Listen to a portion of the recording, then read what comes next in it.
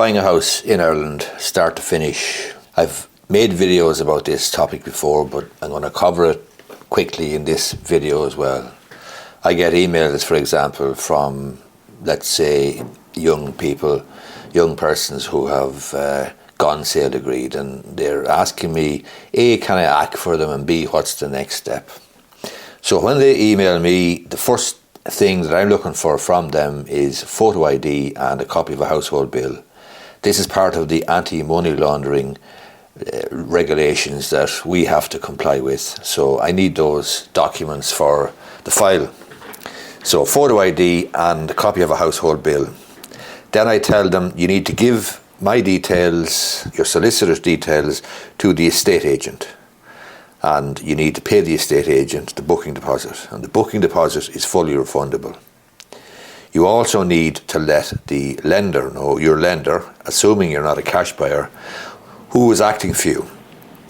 That means that the lender can send out the loan pack to your solicitor when you are loan approved, and you let the estate agent know who's acting for you as well, and the estate agent will then let his client know who's acting for you, and the solicitor for the vendor, for the seller of the property, will send out the contracts and title documents and so on to this office. So that's the very, very first stage.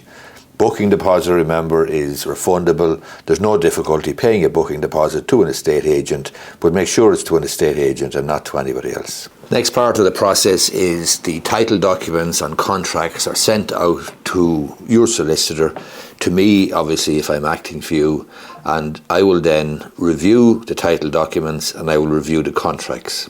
Your bank will also send out the loan pack to this office, to your solicitor, and we will also review the loan offer and, in particular, the special conditions in the loan offer, just to see that there's nothing sneaky or that's going to cause any difficulty.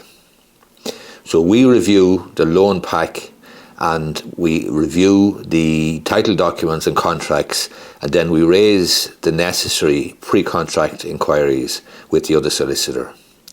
We have to ensure to get good title for you and for the bank that's advancing you the money, and we must raise necessary queries, assuming that the property is not perfect, and no property is perfect.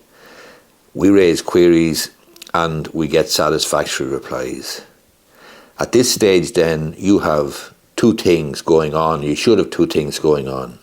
One is you should be getting a structural survey carried out, if it's second-hand property, to check that the property is structurally sound.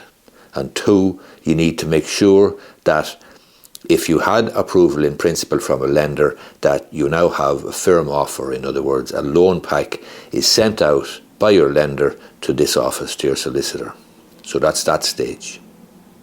We, remember, have raised queries, necessary queries. Once we receive satisfactory replies then from the vendor solicitor, assuming we receive satisfactory replies, we will then invite you into the office to sign the contracts and sign the loan documents. And we try to get you in just on the one occasion to kill two birds with one stone. That is, sign all the loan documents, the loan acceptance, mortgage documents, etc., and sign the contracts. When you sign the contracts, you pay 10% deposit. So if the property is 300,000 euros, 10% is 30,000, then you pay 30,000 less whatever booking deposit you may have paid to the estate agent. So you may have paid the estate agent 5 grand at the outset. Well, then you pay with the contract, the returning of the contract, 25 grand. That is 10% of 300 grand is 30 grand, less the 5 grand booking deposit. 25 grand is now due returning the contracts. You send that money to our client account, we give you the details, and then we return that or send that money to the vendor solicitor along with the contracts. That is your formal offer to purchase the property. So you've signed contracts in duplicate and you've paid the deposit. That's an offer. The other side then, the other solicitor will get his clients in, the vendors in, and they will countersign both contracts and send one copy back. At that stage then there's a binding contract in place. In other words, you've offered to buy the property, they have accepted the offer by signing and they've sent one back, and now both parties, vendor and purchaser, have one copy or counterpart of the contract. Then we move towards completion. From your perspective, that involves getting your house in order in terms of satisfying the bank in relation to the loan conditions. One of the loan conditions will be to arrange insurance on the property, and another condition will be to arrange mortgage protection on you and your partner or spouse. So only when those conditions are satisfied will the bank be satisfied and happy to release the loan funds. You may also need to get a valuation done for the bank, have a look at your loan offer and see exactly whether that's the case or not. You probably will, absolutely. So once the bank is satisfied that all the conditions of the loan offer have been complied with, then they are prepared to send out the loan, and they'll send the loan to us. So we will have the loan, but we'll also need some money from you, because we need land registry fees, we need professional legal fees, we need legal searches fees, we need money for stamp duty, and we need money for commissioner for oaths and perhaps miscellaneous. We do up a spreadsheet and we send it to you and we say we're ready to complete this transaction now, and we need the money as set out on this spreadsheet.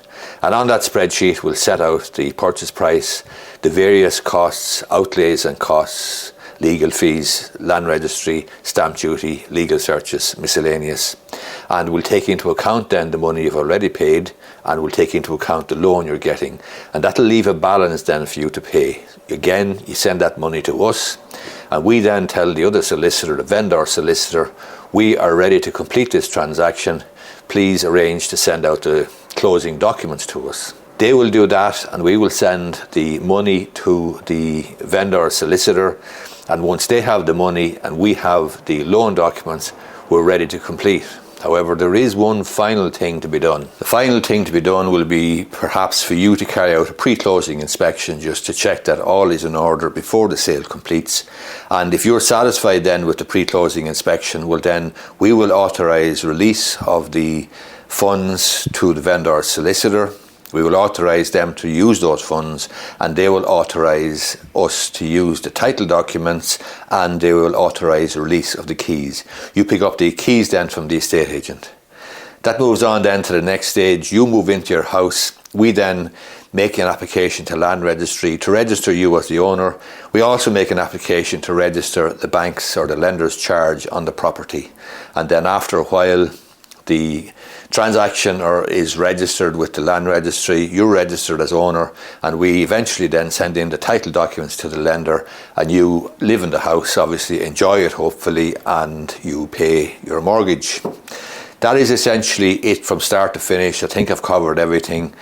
That's in relation to a second-hand house. It's slightly different in relation to a new house. In relation to a new house, you have most of the similar steps, but you don't need a structural survey, and you will, with the new house, be involved towards the end when the house is completed, and when we have received a formal notice of completion of building of the house, then you have an opportunity to go out and arrange with the site manager to snag the house. In other words, you walk through the house, you snag it, you see everything is in order. If it's not, then you'll go back again perhaps a fortnight later.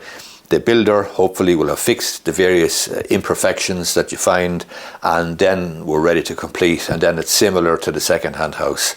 So it's just slightly different from buying a second-hand. You don't need a structural survey because you will have the warranties, home bond, etc., structural warranty from the builder. You'll also be able to sue obviously for negligence and breach of contract, etc., etc. So you don't necessarily have to carry out a structural survey for a new house. Hope you find the video useful. If you do, I would appreciate if you hit the thumbs up button down below, and you may be interested in subscribing to my YouTube channel. Thank you very much.